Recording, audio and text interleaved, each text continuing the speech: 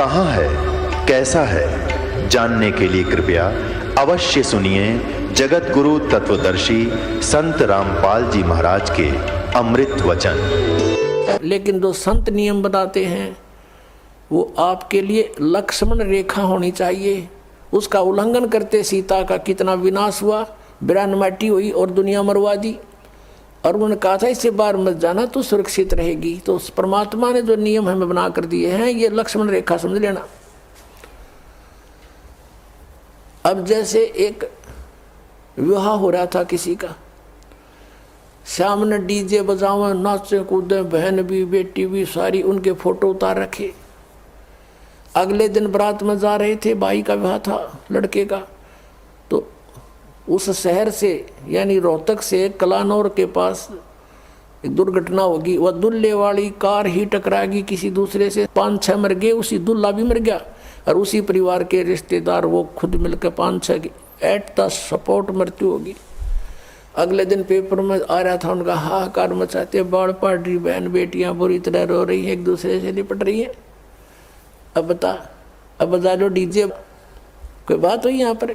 तो संत कहते हैं जैसे नानक साहब जी से भक्त प्रश्न करा करते कोई अनजान से कि महाराज जी आप यहाँ कुछ खोए खोए से रहते हो।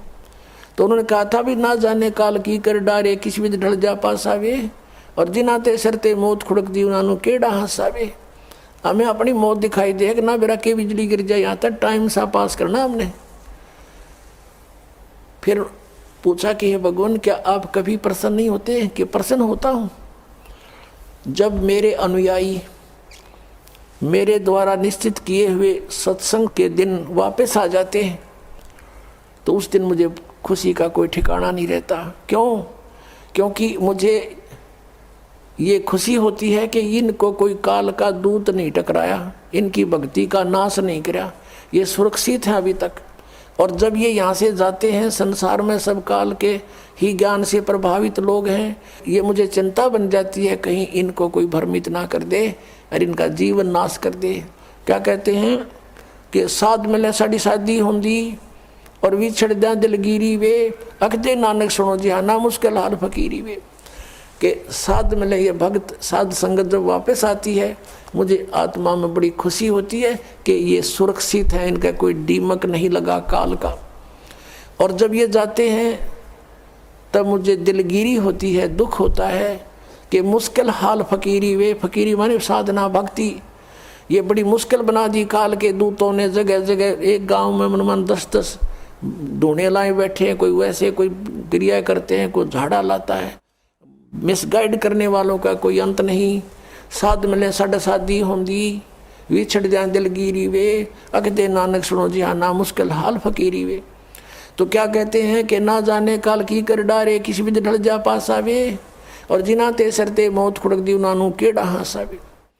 अब यदि तुम परमात्मा का नाम लो और विवाह करो सिंपल वेत है।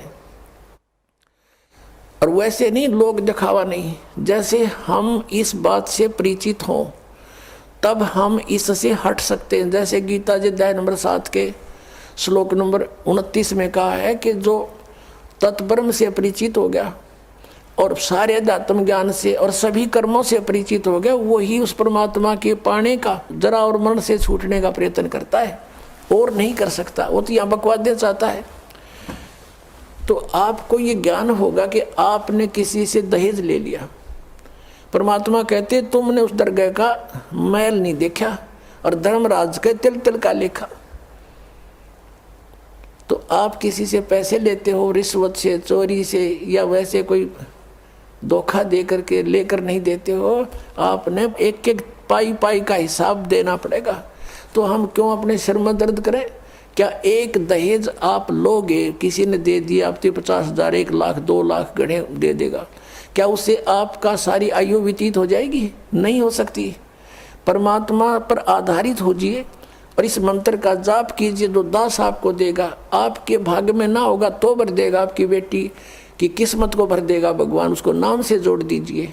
आपके पुत्र को भी आगे सुख देगा। सारी सृष्टि का पालन करता, और क्या आज हम उसी से सीधे संबंधित हो गए? क्या हमें 2 रोटी नहीं दे सकता? और हमें घना नहीं चाहिए, यदि मोक्ष पाना है और जन्म मृत्यु से पीछा छुटवाना है, जरा और मरण से बचना है, तो ये क्रियाएं दास जैसे बताओ ऐसे करना। हमने यहाँ आप कितनी कोठी बना ले, एक कमरे में एक चारपाई पर आपको स्थान मिलेगा, बाकी खाली रहेगी, वो व्यर्थ हुआ।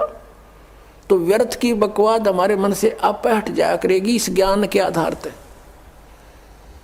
अब कोठी बना रहा था एक व्यक्ति और कोठी तैयार होगी, बैंक मैनेजर था, मुहूर्त करनी थी, संडे का दिन था, कोई सामान की आवश्यकता पड़गी, गोटी सूटी लाने के लिए सारी व्यवस्था कर रखी है। थोड़ी देर तो ब्राह्मण करे उड़ाला टोटर पटोटर उसका करते हैं, फिर गोटी सूटी सारा सौदा शुरू हो जाता है, सब बुला रखे रिलेटिव और सब मित्र।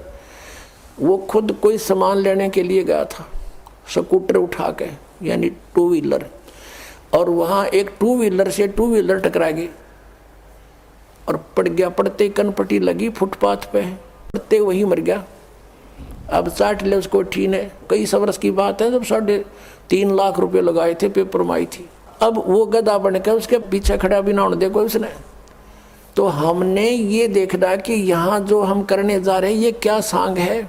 सर्व सोने की लंका थी वह रावण से रणधीरम, एक पलक में राज विराजी जम के पड़े जंजीरम। वो तो